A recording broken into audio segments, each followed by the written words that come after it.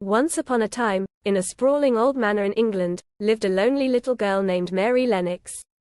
Mary had come from India, where her parents had passed away, and she now lived with her reclusive uncle, Mr. Craven. The manor was vast and filled with secret rooms and long corridors, but Mary found it cold and unwelcoming. One grey morning, while exploring the expansive gardens, Mary met an old gardener named Ben Weatherstaff and his friendly robin. Ben wasn't very talkative, but the robin was curious about Mary and seemed to lead her around the garden. One day, the robin perched on a tall, ivy-covered wall and chirped loudly. Intrigued, Mary pushed aside the ivy and discovered a hidden door. She gave it a nudge, and to her surprise, it creaked open. Before her lay an enchanting, overgrown garden, clearly long. Ines draped the walls, flowers lay dormant under a thick blanket of weeds, and trees stood silently, waiting to bloom. Mary's heart filled with wonder and excitement. She had found a secret garden. Determined to bring the garden back to life, Mary decided to tend to it every day. Why? As she worked, she felt a connection growing between her and the hidden beauty of the garden.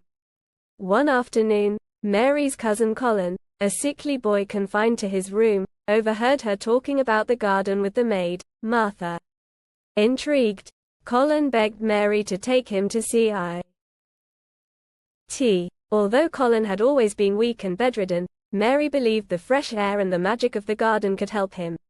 So, they set off one sunny morning, Mary pushing Colin in his wheelchair. When they arrived, Colin's eyes widened with awe. "It's like a dream," he whispered.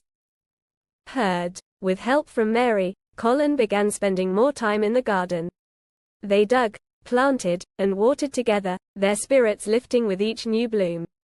Soon, they were joined by Dickon, Martha's brother, who had a special way with animals and plants. And gentle nature breathed even more life into their secret sanctuary. As the garden flourished, so did Colin. He started to stand, then walk, and eventually run around the garden, much to the amazement of everyone at the manor. The laughter and joy in the garden became infectious,